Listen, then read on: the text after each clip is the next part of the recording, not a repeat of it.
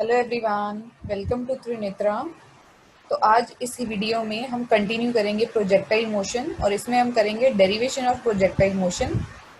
तो इस वीडियो को देखने से पहले आपको फर्स्ट पार्ट देखना पड़ेगा जिसमें मैंने ये एक्सप्लेन किया है कि फर्स्टली मोशन कितने तरह के होते हैं और प्रोजेक्टाइल मोशन किस कैटेगरी के अंडर आ रहा है। दूसरी चीज़, हॉरिजॉन्टल मोशन और वर्टिकल मोशन दोनों ही इंडिपेंडेंट होते हैं एक दूसरे के प्रोजेक्टाइल मोशन के अंडर। ओके, और तीसरी चीज़ मैंने जो फर्स्ट वीडियो में बताई है कि अजम्पशंस क्या होगी प्रोजेक्टाइल मोशन की डेरिवेशन के लिए। तो अगर आपने वो वीडियो नहीं देखी है तो पहले आप उस वीडियो को देख लीजिए और उस वीडियो का लिंक मैंने डिस्क्रिप्शन में नीचे दिया हुआ है। तो अब आज हम स्टार्ट करते हैं पार्ट 2 के साथ जिसमें हम करेंगे डेरिवेशन ऑफ प्रोजेक्टाइल मोशन। तो ये वीडियो थोड़ी लंबी भी हो सकती है क्योंकि इसमें बिल्कुल डिटेल में मैंने डिस्कस किया है कि क्या क्या हम कैसे कैसे कौन सी इक्वेशन लेके कैसे डेरिवेशन करनी है हमने। तो इसलिए ये थोड़ी लंबी भी हो सकती है, तो अगर आप इसको देख लो तो आपको इसमें कोई भी प्रॉब्लम नहीं रहेगी फिर आगे के लिए। तो चलिए अब हम कंटिन्यू करते हैं डेरिवेशन ऑफ प्रोजेक्टाइल मोशन। और जो हमने केस इस वीडियो में अभी के लिए कंसीडर किया है वो क्या है, at angle theta naught with horizontal. ठीक है, तो ये हॉरिजॉन्टल के लिए केस है। तो अब देखो इसमें हमने क्या बात किया है, सपोज अब देखो ये क्या चीज लिखी है मैंने, ये होती है कंसिडरेशंस के डेरिवेशन स्टार्ट करने से पहले आपने एक सिस्टम कंसिडर किया है। तो आपको वो 2 या 3 लाइन में बताना पड़ेगा कि ये सिस्टम है क्या। ज़्यादा एक्सप्लेनेशन की ज़रूरत नहीं है, फिजिक्स में हम ज़्यादा लेंथी काम नहीं करते हैं, लेकिन फिर भी एटलीस्ट 2 और 3 लाइन्स हमें इसकी चाहिए। ठीक है जी, तो ये हमारा क्या है, हमने एक बॉडी ली है, प्रोजेक्टेड अप, ऊपर की तरफ फेंकी है with an initial velocity u in a direction making an angle theta naught with the horizontal. ठीक है, तो ये हॉरिजॉन्टल के साथ हमने एंगल के साथ पिक की है। तो ये हमने डायग्राम बनाई है, देखो हमने फ्रेम लिया है एक्स और वाई क्योंकि ये मैंने पहले ही आपको बता दिया प्रोजेक्टाइल मोशन प्लेन मोशन है। प्लेन मोशन का मतलब क्या है कि ये 2 डायमेंशनल मोशन है, तो इसीलिए एक्स और वाई लिया गया है। यहाँ से ये स्टार्टिंग पोजीशन है, यहाँ से हमने इसको ऊपर की तरफ फेंका है और ये कर्व्ड पाथ कवर करते हुए यहाँ पे ग्राउंड पे लैंड कर रहा है। और वेलोसिटी की डायरेक्शन टेंजेंट के अलोंग होगी और इनिशियल वेलोसिटी क्या है u। अब क्योंकि ये यहाँ पे थीटा नॉट एंगल बना रही है एक्स एक्सिस के साथ, इसका मतलब क्या है, इसके 2 कंपोनेंट है, एक इसका यू एक्स कॉम्पोनेंट है और एक यू वाई। यू एक्स का मतलब है component of velocity along x direction and u y क्या है, component of velocity in y direction. ठीक है जी, अब ये तो हो गई इनिशियल वेलोसिटी। किसी और पॉइंट पे अगर आप वेलोसिटी देख रहे हो तो उसे हम क्या बोलेंगे, वी। वी मतलब फाइनल वेलोसिटी और उसके भी 2 कंपोनेंट होंगे, वी एक्स और वी वाई। और P यहाँ पे हाईएस्ट पॉइंट पे सिर्फ मैंने वी एक्स ड्रॉ किया है, क्यों, क्योंकि हाईएस्ट पॉइंट पे जाके जो वर्टिकल वेलोसिटी होती है वो क्या हो जाती है, 0। ठीक है, तो फॉर मतलब कुछ सेकेंड के लिए ही होती है, लेकिन फिर भी इस पॉइंट पे हम उसको 0 कंसिडर करेंगे और only velocity will be horizontal velocity. ठीक है, तो आगे फिर से जब आप इस मोशन को कंटिन्यू रखोगे तो हर पॉइंट पे आपको 2 कंपोनेंट्स मिलेंगे। तो अब इसी मोशन को हमने कंटिन्यू करना है। तो अब देखो इसको, सबसे पहले हमने इंपॉर्टेंट टर्म्स करनी है। तो ये इंपॉर्टेंट टर्म्स है, सबसे पहले ट्रेजेक्ट्री। ट्रेजेक्ट्री हम वर्ड यूज करते हैं पाथ ऑफ प्रोजेक्टाइल के लिए कि कैसा पाथ इसने फॉलो किया है। अब इसका कोई नाम तो होगा, इसकी कोई इक्वेशन तो होगी जो इसको डिस्क्राइब करेगी, तो वो हम आगे डेरिवेशन में निकालेंगे। फ्लाइट टाइम और time of flight. Flight time का मतलब है कि ये ओ से स्टार्ट होके हाईएस्ट पॉइंट को अटेन करने के बाद ग्राउंड तक आने में टोटल कितना टाइम लेगा, उसको हम कहते हैं फ्लाइट टाइम या टाइम ऑफ फ्लाइट। नेक्स्ट है height of projectile. Height of projectile का मतलब है कि ये मैक्सिमम हाइट कितनी अटेन करेगा, जिसको मैंने यहाँ पे कैपिटल एच माना हुआ है। रेंज ऑफ पार्टिकल, रेंज यहाँ पे हॉरिजॉन्टल रेंज वर्ड भी यूज किया जा सकता है एग्जाम में या आपको कहीं भी। तो ये क्या है कि horizontal distance covered by the projectile, ये रहा सिर्फ नीचे वाला, तो ये मैंने मार्क किया हुआ है कैपिटल आर के साथ। ओके, तो ये हमारी इंपॉर्टेंट टर्म्स होंगी है, ये इसलिए बताई गई हैं क्योंकि हमने इसी को आगे यूज करना है, इसी के लिए डेरिवेशंस निकालनी है। तो फर्स्ट हमारा आ गया ट्रेजेक्ट्री। अब ट्रेजेक्ट्री के लिए हमने क्या, ट्रेजेक्ट्री मैंने आपको बता दिया क्या होती है, ये पाथ ऑफ प्रोजेक्टाइल। तो हमने इक्वेशन निकालनी है और इसको नेम देना है कि ये जो पाथ है कर्व्ड, ये एक्चुअली में है क्या, कौन सी इक्वेशन है इसके लिए और क्या नेम है। तो हमने वो निकालनी है, तो इसके लिए हमने कंसिडरेशन ली है, ओ हमारा पॉइंट ऑफ प्रोजेक्शन है जहाँ से हमने बॉडी को छोड़ा है, ओ एक्स और ओ वाई हमारी हॉरिजॉन्टल और वर्टिकल एक्सिस है। अब यू को रिजॉल्व करेंगे, यू एक्स और यू वाई, रिजॉल्विंग आप ऑलरेडी कर चुके हो, तो यू एक्स क्या है, u cos theta nought, u y क्या है, यू साइन थीटा नॉट। अगर आपको इसमें कोई प्रॉब्लम हो रिजॉल्विंग में तो आप कमेंट्स में बता दीजिए, मैं एक वीडियो बना दूंगी जिसमें हम रेजोल्यूशन कर लेंगे। तो यहाँ पे अब एक्सेलरेशन की बात करूँ, चलो ये तो कंपोनेंट हो गई इसके। यहाँ पे मैं इतना बता देती हूँ कि यू का थीटा नॉट एंगल है एक्स एक्सिस के साथ, तो एक्स एक्सिस के साथ, या फिर आप ऐसे बोल सकते हो कि जिस एक्सिस के साथ थीटा है वेक्टर का वो हमेशा कॉस कंपोनेंट होगा, और जिसके साथ एंगल नहीं बना रहा है मीन्स परपेंडिकुलर कंपोनेंट जो होगा दूसरी एक्सिस का, वो क्या होगा, साइन कंपोनेंट। तो यहाँ पे यू एक्स देखो, यू एक्स का एंगल बन रहा है ना थीटा यू के साथ, तो ये कॉस कंपोनेंट है और दूसरा साइन। और डिटेलिंग के लिए आप मुझे हिंट दे देना कमेंट्स में, तो मैं और वीडियो बना दूंगी इसकी। अब देखो आगे एक्सेलरेशन देखो, एक्सेलरेशन हमें पता है कि यहाँ पे सिस्टम में हमने सिर्फ ऊपर फेंका है, तो सिर्फ एक ही ग्रेविटी मतलब एक ही एक्सेलरेशन काम कर रही है जिसे हम क्या कह रहे हैं, एक्सेलरेशन ड्यू टू ग्रेविटी। ठीक है, हॉरिजॉन्टली एक्सेलरेशन तो हमने कुछ भी नहीं दिया, तो horizontal acceleration that means acceleration along x axis क्या है, 0, और वाई एक्सिस में माइनस जी। अब ये O से P जाते वक्त माइनस है, लेकिन जब ये नीचे आएगी तो ये प्लस में हो जाएगी। ये तो आपको पता है कि भी जैसे ही हम बॉडी को ऊपर फेंक रहे हैं वो अगेंस्ट ग्रेविटी जा रही है, तो इसलिए हम माइनस साइन यूज करते हैं। लेकिन अगर वो ग्रेविटी की ही डायरेक्शन में आएगी तो हम उसको पॉजिटिव कंसिडर करते हैं। ठीक है, तो अभी के लिए हम यहाँ पे प्रोजेक्शन के टाइम की बात कर रहे हैं, तो तब हमने इसको ऊपर फेंका है। ऊपर फेंका है का मतलब क्या हो गया कि ये नेगेटिव में होगी। ठीक है जी, तो ये हमारा हो गया। अब देखो ये कंसिडरेशन है। अब due to acceleration due to gravity ये हमने पहले कर लिया है कि एक्सेलरेशन क्योंकि सिर्फ वर्टिकल में है तो हॉरिजॉन्टल और वर्टिकल कंपोनेंट दोनों इंडिपेंडेंट होंगे। अब क्योंकि ये एक्सेलरेशन सिर्फ वर्टिकल में है तो ये वर्टिकल कंपोनेंट ऑफ वेलोसिटी को ही चेंज करेगी, हॉरिजॉन्टल वेलोसिटी सेम रहेगी। मींस हॉरिजॉन्टल वेलोसिटी कितनी है, यू एक्स और यू कॉस थीटा नॉट, तो ये हर पॉइंट पे उतनी ही रहेगी। देखो यहाँ भी ये जो वी एक्स है वो किसके इक्वल होगा, यू एक्स के। यहाँ भी मैंने लिख दिया है v x is equal to u x, यहाँ भी वी एक्स यू एक्स के इक्वल होगा, तो ये बहुत इंपॉर्टेंट चीज है। तो अब हमने देखो इक्वेशन निकालने के लिए इसका देखना है डिस्प्लेसमेंट हॉरिजॉन्टल डायरेक्शन में और वर्टिकल डायरेक्शन में। तो अगर आपने डिस्प्लेसमेंट देखना है तो आप कौन सी इक्वेशन यूज करोगे, s is equal to u t plus half a t square. यहाँ पे हमने थर्ड इक्वेशन क्यों नहीं यूज की है, क्योंकि उसमें भी तो डिस्प्लेसमेंट आता है, v square minus u square equal to 2as, क्योंकि हमें फाइनल वेलोसिटी नहीं पता है कि वो चेंज कितना कर रहा है, वो नहीं हमें पता। लेकिन इस इक्वेशन के अकॉर्डिंग हमें सब कुछ पता है, एक्सेलेरेशन हमें पता है, टाइम हम अपने हिसाब से कंसिडर कर सकते हैं t, लेकिन वेलोसिटी हम कंसिडर नहीं कर सकते उस टाइम पे। अब x डायरेक्शन के लिए अगर आप इसको लिख रहे हो तो S x u x time तो सेम रहेगा, half a x T square. तो अब हमने देखना है कि t टाइम में ये कितना डिस्टेंस ट्रेवल कर जाएगा। तो अगर आप किसी एक पर्टिकुलर पॉइंट पे ले रहे हो इसको, किसी भी पर्टिकुलर पॉइंट आप ले सकते हो, जैसे p मैंने यहाँ पे हाईएस्ट पॉइंट माना है, आप यहाँ पे कहीं ले लो कि इसके अगर एक्स वाई कॉम्पोनेंट है तो x का मतलब क्या होगा कि इसने हॉरिजॉन्टल डिस्टेंस कितना ट्रेवल किया है, x। तो हमने एज्यूम कर लिया कि हॉरिजॉन्टल डिस्टेंस x है। हॉरिजॉन्टल वेलोसिटी हमें ऑलरेडी पता है, initial velocity u cos theta nought, और एक्सेलरेशन भी हमें पता है 0 है। तो after substituting you will get x is equal to u cos theta nought t plus half a x की जगह 0। तो ये पूरी टर्म फिनिश हो गई, तो क्या बचा, x is equal to u cos theta nought t। तो ये हमारी एक इक्वेशन होगी, इसको मैंने फर्स्ट इक्वेशन मान लिया क्योंकि ये सिर्फ हॉरिजॉन्टल है। अब वर्टिकल के लिए सिमिलर प्रोसीजर होगा आपका, फिर से आप सेम इक्वेशन ले रहे हो, s is equal to u t plus half a t square. For y direction आप साथ में वाई सब्सक्रिप्ट डाल दोगे।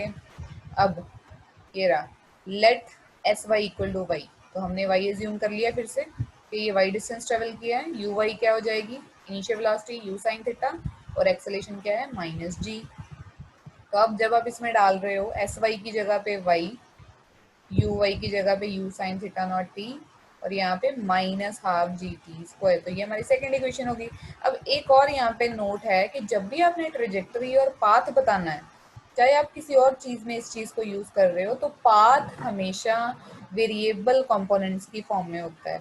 अब अगर कोई चीज ट्रेवल कर रही है स्पेस में तो सबसे पहली चीज जो उसमें कंपोनेंट चेंज हो रहे हैं वो कौन से हैं, एक्स और वाई के। हमने स्पेस कंपोनेंट्स देखने हैं, टाइम नहीं देखना। ठीक है, मतलब हमें यहाँ पे, लेकिन यहाँ पे अगर हम इक्वेशन देखें एक्स की और वाई की, दोनों में टाइम प्रेजेंट है। लेकिन हमें तो विदाउट टाइम चाहिए, तो we have to eliminate the time. अब वो कैसे करेंगे, यहाँ पे देखो फर्स्ट इक्वेशन में टाइम है, यहाँ से हम टाइम निकाल के यहाँ सब्स्टिट्यूट करेंगे, ठीक है। तो from equation 1 we will calculate t x over u cos theta nought, और इसको सेकेंड इक्वेशन में डाल देंगे। U u cancel out, sine theta over cos theta x बचा, यहाँ पे इसका स्क्वायर है, ठीक है। जी एक्स स्क्वायर था ना यहाँ पे हमारा, जी टी स्क्वायर था, तो टी की वैल्यू हमने डाली x over u cos theta naught square. तो sine theta over cos theta not के आगे आपका tan theta x half g x square u square cos square theta not, ठीक है जी। अब ये भी इंपॉर्टेंट चीज़ है आपके लिए कि अब ये इतनी कॉम्प्लिकेटेड सी इक्वेशन आ गई है, आप कैसे डिसाइड करोगे कि ये कौन सा पाथ है। तो इसलिए मैंने आपको दो तरह के पाथ यहाँ पे बता दिए कि अगर y और x दोनों डायरेक्टली रिलेशन में है, और देखो एक चीज़ नोट करनी है कि दोनों ही 1 पावर के साथ हैं, तो उस पाथ को क्या कहते हैं, लीनियर। लेकिन अगर कोई एक वेरिएबल भी, चाहे वो x हो या y हो, एक स्क्वायर के साथ आ जाए और एक 1 पावर के साथ, तो ऐसे पाथ को क्या कहते हैं, पैराबोलिक। तो देखो यहाँ पे स्क्वायर आ रहा है ना एक कंपोनेंट, ठीक है। तो इसे हम कहते हैं क्वाड्रेटिक इक्वेशन भी हम कहते हैं, आपने किया है मैथ्स में। तो जब भी y proportional to x square है या फिर x proportional to y square है, तो आपने पैराबोलिक पाथ बोलना है उसको। तो यहाँ पे हमारा है path of projectile is parabolic. देखो ये हाईएस्ट पावर होनी चाहिए, अगर उसमें क्यूब आ जाता है तो पाथ उसका चेंज हो जाएगा, ठीक है। तो हाईएस्ट पावर की बात हो रही है कि अगर हाईएस्ट पावर स्क्वायर है तब आप उसको पैराबोला बोलोगे, ठीक है। तो यहाँ तक हमने ट्रेजेक्ट्री बता दी कि पैराबोला है। अब नेक्स्ट हमने कैलकुलेट करना है फ्लाइट टाइम ऑफ प्रोजेक्टाइल, मतलब ये एक्चुअली में टोटल टाइम कितना ले रहा है। तो टोटल टाइम के लिए फिर से हमने सपोज किया है कि टाइम टी ले रही है वो ओ से पी जाने में, मतलब हाईएस्ट पॉइंट पे जाने में, ठीक है। तो एट पी हम क्या बोल सकते हैं कि वेलोसिटी का एक्स कंपोनेंट क्या है, यू एक्स के इक्वल, ये मैंने पहले एक्सप्लेन आपको किया है। और वर्टिकल कंपोनेंट क्या होगा, जीरो। वर्टिकल डिस्टेंस कितना ट्रेवल कर लिया है, एच, और एक्सेलेरेशन क्या होगी, माइनस जी। तो ये सब डाटा है, लेकिन अब हमने निकालना क्या है, टाइम। अब ये डाटा को देखो पहले तो कि टाइम निकालने के लिए सबसे बढ़िया इक्वेशन आपके पास कौन सी रहेगी। हमारे पास दो हैं टाइम वाली, एक है v is equal to u plus a t, और दूसरी क्या है v square minus u square equal to 2as। दोनों ही यहाँ पे यूज की जा सकती हैं, sorry v square minus u square 2as नहीं, हमारी second equation s is equal to u t plus half a t square, दोनों ही यहाँ पे यूज की जा सकती हैं क्योंकि हमें सब कुछ दिया हुआ है दोनों इक्वेशंस के अकॉर्डिंग। लेकिन हम यूज करेंगे v is equal to u plus a t, क्यों, क्योंकि यहाँ पे t सिंपल 1 पावर के साथ आ रहा है और बहुत इजीली निकल जाएगा। अगर आप दूसरी इक्वेशन यूज करते हो s is equal to u t plus half a t square, उसमें टी स्क्वायर है, क्वाड्रेटिक इक्वेशन होगी जिससे बहुत कॉम्प्लिकेशंस आएंगे आगे, ठीक है। तो इससे बेटर है कि हम ये वाली यूज करें। तो यहाँ पे हमने ये ही यूज की है, जीरो यू वाई हो गया u sine theta naught, a y आपकी माइनस जी, और यहाँ से हमारी टाइम क्या निकली है, u sine theta naught over g. लेकिन अब देखो हमने कंसीडर क्या किया है कि ये टाइम है ओ से लेके पी तक का, लेकिन टाइम ऑफ फ्लाइट तो होता है ओ से लेके जब ये पूरा ओ डैश तक पहुंचेगा, है ना। तो अब ये देखो अगर सिर्फ वर्टिकल डिस्टेंस की मेन हाइट तो सेम ही है ना, उतनी ही हाइट पे ये ऊपर गया है, जब नीचे आया उतनी हाइट से ये नीचे आया, और ग्रेविटी भी सेम लग रही है जी।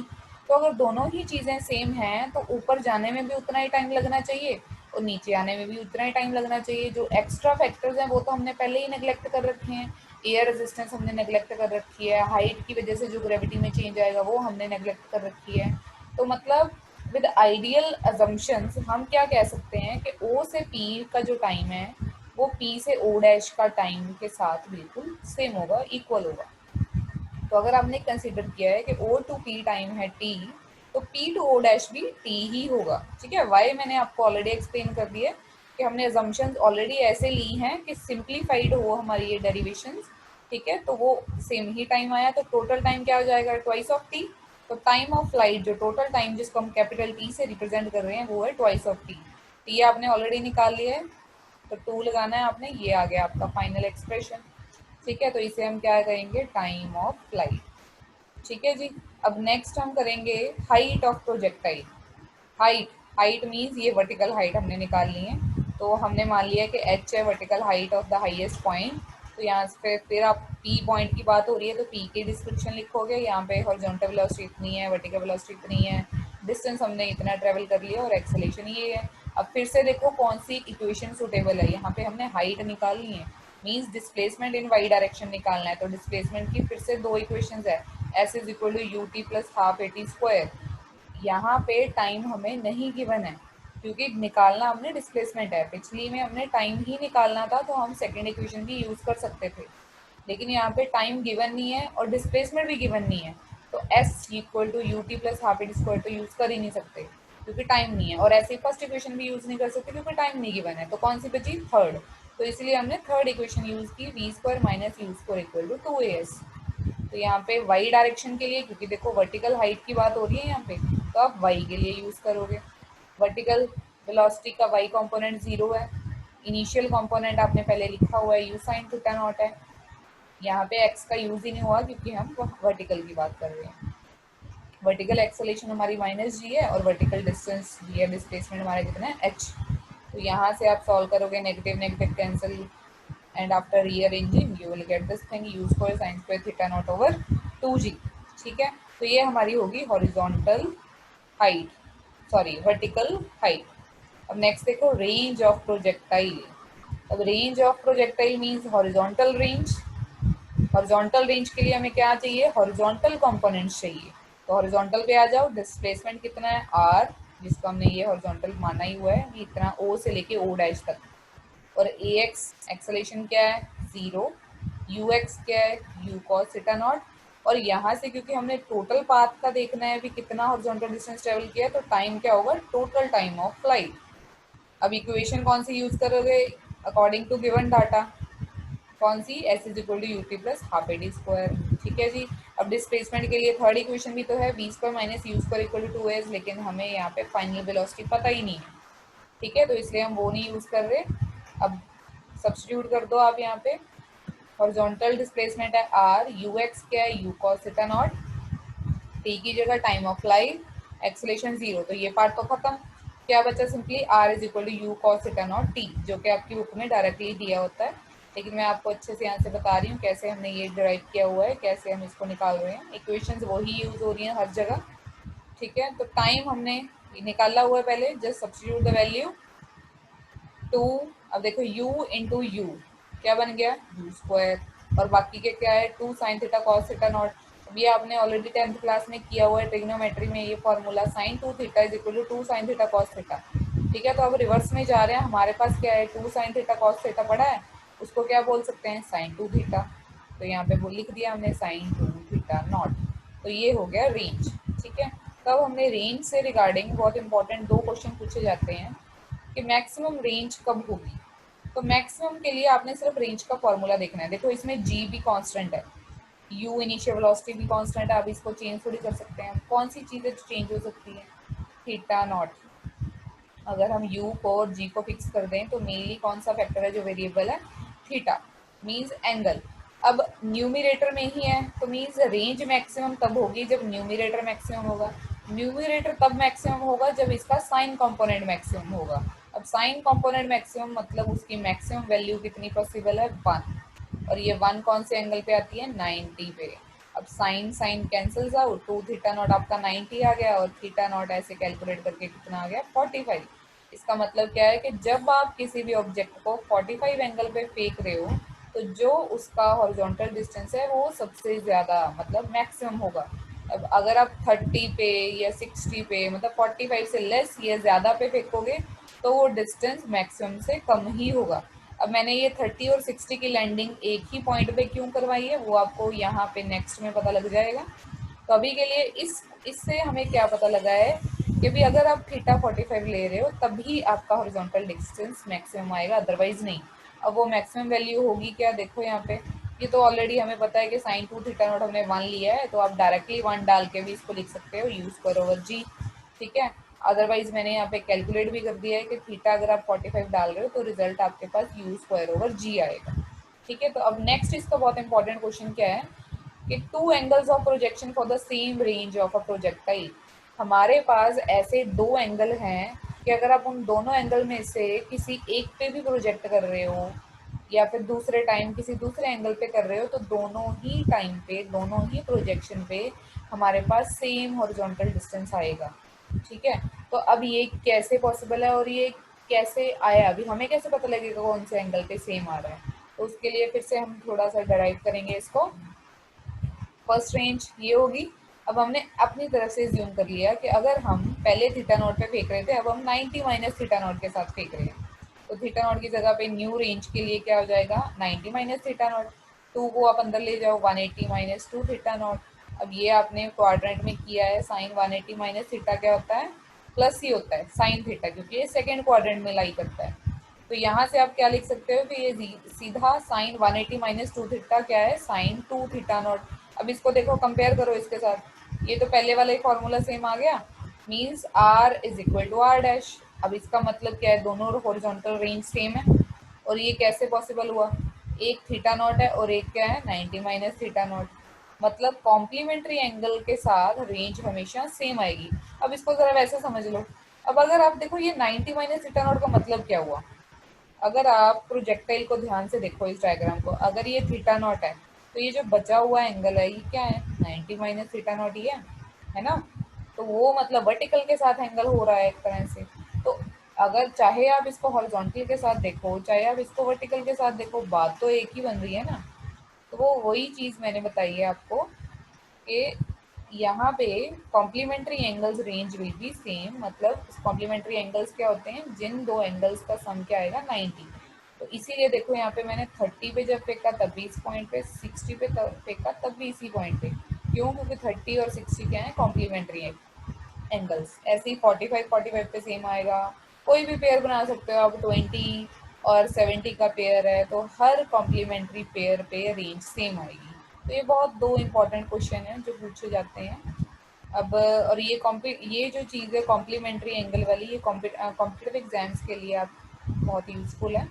तो अब हमारा नेक्स्ट है velocity of A projectile at any instant. तो हमने सब कुछ निकाल लिया, अब वेलोसिटी कैसे निकाल सकते हो किसी भी इंस्टेंट की। तो उसके लिए फिर से हमने कोई एक पर्टिकुलर पॉइंट ले लिया Q, जिस पे वेलोसिटी V है, जिसको हमने टेंजेंट से शो किया है। दो कंपोनेंट्स हैं Vx और Vy, और यहाँ पे एंगल होगा अल्फा, डिफरेंट होगा स्टार्टिंग से, तभी वेलोसिटी भी चेंज हो रही है। अब वेक्टर फॉर्म में जब भी दो कंपोनेंट हो, एक एक्स एक्सिस की तरफ है, एक वाई एक्सिस की तरफ है, तो हम कैसे लिखते हैं इसको, ऐसे v vector is equal to v x i cap v y j cap. I cap है अलॉन्ग एक्स एक्सिस और जे कैप है अलॉन्ग वाई एक्सिस, और वी एक्स और वी वाई क्या है, magnitude. I cap j cap है unit vector जो हमें डायरेक्शन दे रहे हैं, लेकिन वी एक्स और वी वाई क्या है, मैग्नीट्यूड्स। एक वेक्टर में दो चीजें होती हैं, मैग्नीट्यूड और डायरेक्शन। तो हमने यही दोनों चीजें लिखी हैं यहाँ पे। अब अगर मैं ये बोल रही हूँ कि एक वेक्टर में दो चीज़ें होती हैं, मैग्नीट्यूड और डायरेक्शन, तो उस वेक्टर की वैल्यू निकालने के लिए हमें दोनों ही चीज़ों की वैल्यू चाहिए, मीन्स मैग्नीट्यूड की वैल्यू भी चाहिए और डायरेक्शन की भी। तो यही हमने यहाँ पे करना है। सबसे पहले हम निकालेंगे मैग्नीट्यूड। तो मैग्नीट्यूड के लिए सबसे पहले इक्वेशन हम यूज़ कर रहे हैं v is equal to u plus a t, क्योंकि हमने फाइनल वेलोसिटी निकालनी है। ठीक है, अगर आप एक्स एक्सिस की, क्योंकि आपने वी एक्स कंपोनेंट निकालना है पहले, फॉर एक्स डायरेक्शन इसको कैसे लिखोगे, v x is equal to u x plus a x t. तो यहाँ से वी एक्स यू एक्स आपने ये लिखा हुआ है, यू कॉस थीटा नॉट, ए एक्स क्या है आपका 0, तो सब्सटीट्यूट कर दो यहाँ पे। आपके पास आ गया कि v x u cos theta not के इक्वल है, जो कि यू एक्स है। और ये हमने पहले ही आपको बोल दिया है कि भी हॉरिजॉन्टल और वर्टिकल कंपोनेंट्स हमेशा इंडिपेंडेंट हो गए, और क्योंकि एक्सेलेरेशन सिर्फ वर्टिकल में है तो horizontal component of velocity remain same, मतलब वो हमेशा यू एक्स ही रहेगा। चलो अब सेम प्रोसीजर हम वाई डायरेक्शन में करते हैं। वी वाई क्या हो जाएगी आपकी, u y plus a y T.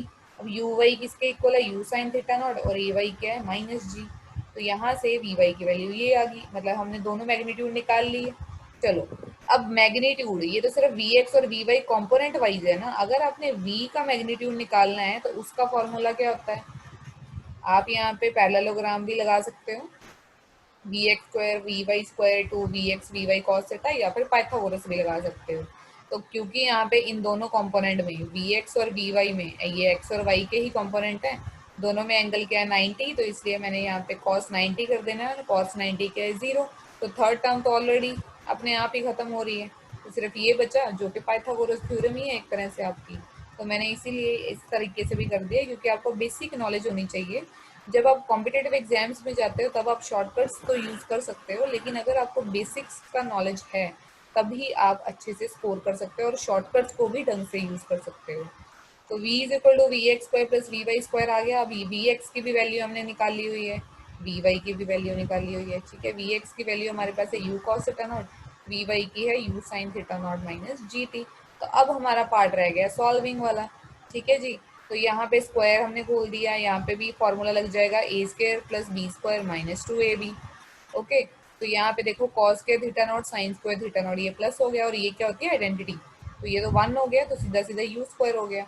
ये जी स्क्वायर टी स्क्वायर ऐसे ही चल रहा है और ये थर्ड भी ऐसे ही चल रही है, two u g t sine theta nought. तो ये हो गया हमारा मैग्नीट्यूड। लेकिन अभी भी हमारा काम पूरा नहीं हुआ है, क्योंकि हमें डायरेक्शन बतानी है कि डायरेक्शन किस में होगी, क्योंकि वेलोसिटी क्या है, वेक्टर है। तो वेक्टर को बिना डायरेक्शन के हम स्पेसिफाई कर ही नहीं सकते। तो यहाँ पे हमारा काम आ गया डायरेक्शन का। तो अब यहाँ पे हमने क्या कंसिडर किया था, मैंने ये देखो स्मॉल डायग्राम बना दिए थोड़ी मैग्नीफाई करके। अगर ये वी वेक्टर है तो इसका हॉरिजॉन्टल के साथ हमने एंगल लिया है अल्फा। डिफरेंट लेना है, आप यहाँ पे बीटा भी ले सकते हो, ठीक है, अगर वहाँ थीटा डैश भी ले सकते हो, कुछ भी। जो हमने थीटा नॉट कंसिडर किया है प्रोजेक्टाइल के साथ, उससे डिफरेंट लेना है, ठीक है, क्योंकि ये डिफरेंट वेलोसिटी है। तो इसके दो कंपोनेंट है वी एक्स और वी वाई। अब टैन थीटा ही हम प्रेफर करते हैं, क्योंकि इसमें साइन और कॉस दोनों के ही मिक्सचर है, दोनों के ही साइन कंबाइंड है।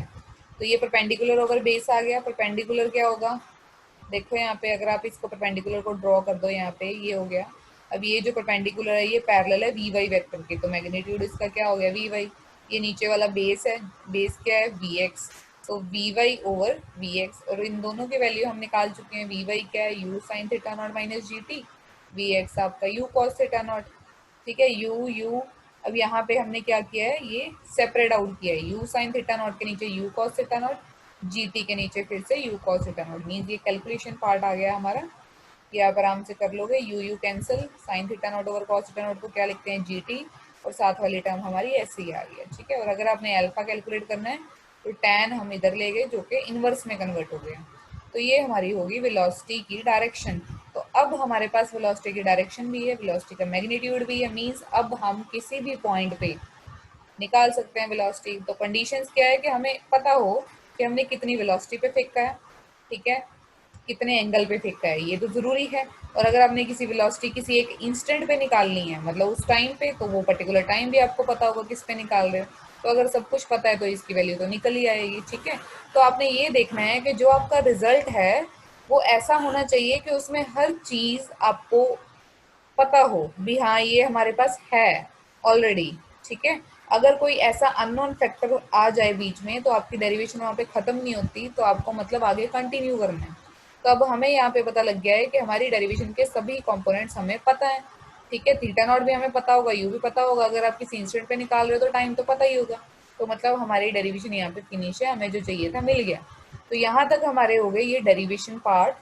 ठीक है, अगर आप इसको कॉन्सेप्ट समझ लो कि हमने निकालना क्या है, किस चीज़ की डेरिवेशन करनी है, तो आपको इजी हो जाएगा कि कौन सी आपने इक्वेशन चूज करनी है। ठीक है, क्या क्या कंपोनेंट्स आपने उसमें डालने हैं, ये इजी हो जाएगा, बहुत इजी हो जाएगा अगर आप ध्यान से इसको देख लो। अब हमने करने हैं रिजल्ट्स डिस्कस। निकाल तो ली डेरिवेशंस, लेकिन अगर आपने कॉम्पिटिटिव एग्जाम्स में जाना है तो वहाँ तो डेरिवेशन से ज़्यादा रिजल्ट पे फोकस होता है। तो रिजल्ट्स की अगर हम बात करें तो यहाँ पे सबसे पहले देखो हॉरिजॉन्टल रेंज का फॉर्मूला मैंने लिखा है। देखो इसको स्टडी करो कि ये किस चीज़ पे डिपेंड कर रहा है। एक तो ये डिपेंड कर रहा है यू पे, दूसरा ये डिपेंड कर रहा है थीटा नॉट पे, और दोनों ही न्यूमिरेटर में है। मतलब दोनों में से कोई भी कंपोनेंट अगर आप इंक्रीज करोगे तो ये इंक्रीज ही करेगा। ठीक है, देखो यहाँ पे साइन है, साइन हमेशा एंगल के साथ बढ़ता है। अब इसको कैसे समझ सकते हो, साइन जीरो क्या होता है, जीरो। साइन 30 क्या होता है, 1/2 है ना। ये साइन 90 क्या होता है, 1, मतलब एंगल के साथ बढ़ रहा है। ठीक है, और ऊपर से एक चीज क्या आपने देखनी है कि ये इंडिपेंडेंट ऑफ मास है, independent of mass of projectile. Mass का इस पे कोई फर्क नहीं है। मीन्स ये नहीं है कि भारी है तो वो कम हाइट तक जाएगा, ये बहुत इंपॉर्टेंट चीज है। और ये तभी पॉसिबल है जब एयर रेजिस्टेंस नहीं है। अगर आप एयर रेजिस्टेंस को बीच में काउंट कर दोगे तो ये मास की डिपेंडेंस बीच में आ जाएगी। ठीक है, क्योंकि वो एयर रेजिस्टेंस की वजह से, अब जितना ज्यादा हैवी मास होगा उसको उतनी ही एयर रेजिस्टेंस भी तो फील होगी। ठीक है, तो ये अभी के लिए जो हम रिजल्ट डिस्कस कर रहे हैं वो हमारी assumptions के अकॉर्डिंग है। तो ये यहाँ पे independent of mass of projectile है। तो अब देखो next, time period, sorry time of flight, 2u sine theta over g. यहाँ पे देखो t is directly proportional to u and t is directly proportional to theta naught. फिर से वही दो factor u and theta naught, ना तो ये मास पे डिपेंड कर रहा है और ना ही हाइट पे डिपेंड कर रहा है। ठीक है, अब क्योंकि ये भी कर लिया है तो ये भी इंक्लूड करेंगे, तो इस सिर्फ ये भी u और थीटा नॉट पे है। अब नेक्स्ट आ जाता है हमारा रेंज। ये हमने कर ली, मैक्सिमम क्या होती है यू स्क्वायर ओवर जी, और रेंज पे भी सिर्फ u और थीटा नॉट के ही फैक्टर्स हैं जो इसको अफेक्ट करेंगे, मास फिर से इंडिपेंडेंट है। और यहाँ पे एक बहुत इंपॉर्टेंट स्टेटमेंट निकल के आ रही है जब आप मास की बात कर रहे हो, different projectiles having different masses have the same maximum range if they are projected at the same angle with horizontal and with the same speed। कि अगर आप दो डिफरेंट, एक लाइट वाला प्रोजेक्टाइल ले लो हल्के वाला और एक भारी वाला, दोनों को सेम एंगल से सेम स्पीड पे फेंकोगे तो दोनों एक ही पॉइंट पे लैंड करेंगे। ये चीज का ध्यान रखना है, ये कॉम्पिटिटिव एग्जाम्स में बहुत काम आती है, ऐसी ही वहां पे ट्रिक्स हमने यूज करनी होती है। ठीक है, और वो ट्रिक्स ऐसे थोड़ी आप कितना रट्टा मार लोगे, आपको ये पता होना चाहिए रिजल्ट्स। और मान लो अगर आप भूल जाओ, तो अगर आपको प्रोजेक्टाइल का कंसेप्ट पता हो तो आप 1 मिनट लगा के वहीं पे इस फॉर्मूला को ड्राइव भी कर सकते हो। तो अब नेक्स्ट देखो, fourth, for a projectile time of flight and maximum height depend on the vertical component of the velocity of projection. तो देखो, फॉर अ प्रोजेक्टाइल टाइम और मैक्सिमम हाइट किस पे डिपेंड कर रही है, वर्टिकल कंपोनेंट। अब इसको समझने के लिए आप देखो फिर से एक्सप्रेशन देखो, यहाँ पे हाइट और टाइम, कौन सा कंपोनेंट है यू साइन थीटा, इसमें कौन सा कंपोनेंट है यू साइन थीटा। तो दोनों ही कंपोनेंट कौन सी वेलोसिटी पे डिपेंड कर रहे हैं, वर्टिकल वेलोसिटी पे। और यहाँ पे आर में देखो साइन टू थीटा नॉट है, इसको अगर आपको पता हो, अगर आप इसको ओपन करो two sine theta cos theta, मतलब यहाँ पे कॉस भी है साइन भी है। तो रेंज दोनों ही चीजों पे डिपेंड कर रही है, लेकिन हॉरिजॉन्टल सॉरी हाइट और टाइम ऑफ लाइट दोनों सिर्फ और सिर्फ किस पे डिपेंड कर रही हैं, वर्टिकल कंपोनेंट ऑफ वेलोसिटी पे। ठीक है जी। अब नेक्स्ट रिजल्ट हमारा आ रहा है, when the body is projected such that it's range is maximum. तो मैक्सिमम हाइट कितनी आएगी ये, अब ये तो डराइव करने के लिए भी बोला जा सकता है या फिर डायरेक्टली आप इस फैक्ट को भी यूज कर सकते हो। ठीक है, अभी अगर उसकी रेंज मैक्सिमम है तो हाइट ऑटोमेटिकली उसका 1/4 हो जाएगी। अब देखो रेंज मैक्सिमम कब होती है, हमने किया था थीटा 45 पे, और ये हमारा हाइट का फॉर्मूला, यहाँ पे थीटा 45 डाल लो, ये क्या आ गया 1/√2 का स्क्वायर, दैट मीन 1/2, 2 × 2 4 आ गया, और यू स्क्वायर ओवर जी क्या है आर मैक्सिमम। देखो हमने प्रूव कर दिया, मतलब ये आप डायरेक्टली यूज कर सकते हो कि अगर आपको बोला है कि कोई प्रोजेक्टाइल मैक्सिमम मैक्स ऐसे प्रोजेक्ट किया है कि उसकी हॉरिजॉन्टल रेंज मैक्सिमम है और उसकी हाइट निकाल लो। ठीक है, अभी कितनी हाइट होगी, और मैक्सिमम रेंज आपको कुछ भी दे दी है, मान लो 30 मीटर ही दे दी है, तो उसकी हाइट क्या होगी, है ना, अभी कितना मैक्सिमम होएगा। और देखो आप लोग सोचने लग जाओगे भाई ये क्या है क्या है क्या है, अगर आप डायरेक्टली देखो तो 2 मिनट का काम है, उसी रेंज को 4 से डिवाइड करो, आंसर आ गया। ठीक है, तो अब हमारा सिक्स्थ जो इम्पोर्टेंट पॉइंट है, there are two values of time for same height during the course of flight of a projectile and the sum of times at which these height are attained is equal to the total time. ये कह रहे हैं कि दो time है, जिस case दो time में वो सेम हाइट अटेन कर रहा है। ठीक है, अब इसका मतलब ओ से पी और पी से ओ डैश, ओ से पी में वो ऊपर जाते वक्त है, ठीक है, प्लस वाई डायरेक्शन में हाइट अटेन कर रहा है, जब वो वापस आ रहा है तब भी तो उतना ही डिस्टेंस कवर कर रहा है, मतलब वो डाउन आ रहा है। ठीक है, मीन्स वो नेगेटिव वाई की तरफ अपनी हाइट अटेन कर रहा है। तो T1 और T2 दोनों मिलके आपको क्या दे देंगे, टोटल टाइम ऑफ फ्लाइट। और नेक्स्ट इसी से रिलेटेड है कि टाइम ऑफ एसेंट, मतलब जब ऊपर जा रहा है ओ से पी हाईएस्ट पॉइंट तक, टाइम ऑफ डिसेंट मतलब जब वो नीचे आ रहा है ग्राउंड की तरफ पी से हो, ये दोनों इक्वल होंगे। और ये फिर से मैं बता रही हूँ, है ना, क्योंकि हमने अजम्पशन ही ऐसे लिए हैं कि ये इक्वल ऑटोमेटिकली ही होंगे। तो यहाँ पे टाइम ऑफ एसेंट किसके इक्वल हो गया, time of descent, means T1 is equal to T2। ठीक है, तो ट्वाइस ऑफ टी आ गया, मीन्स ये जो दोनों टाइम अगर आपने टी निकालना है किसी भी टाइम पे T1 और T2, ये कितने होंगे, टाइम ऑफ फ्लाइट का हाफ। टाइम ऑफ फ्लाइट तो डबल होगा ना इसका, अगर आप इन दोनों की वैल्यू निकालोगे तो ये क्या आ जाएंगे उसके हाफ, जो कि इसके इक्वल होगा यू साइन थीटा ओवर जी, मतलब सिंपली वैल्यू ऑफ टी जो हमने डिराइव की थी। ठीक है, तो यहाँ तक हमने प्रोजेक्टाइल कर ली है, लेकिन ये सिर्फ प्रोजेक्टाइल का पार्ट एक है, कौन सा, जहाँ पे हम डिस्कस कर रहे हैं कि प्रोजेक्टाइल जब एक एंगल कौन किसके साथ, हॉरिजॉन्टल के साथ बना रहा है, तब उसके कैसे केसेस आएंगे। और पार्ट 3 में हम कंटिन्यू करेंगे projectile eight an angle with the vertical.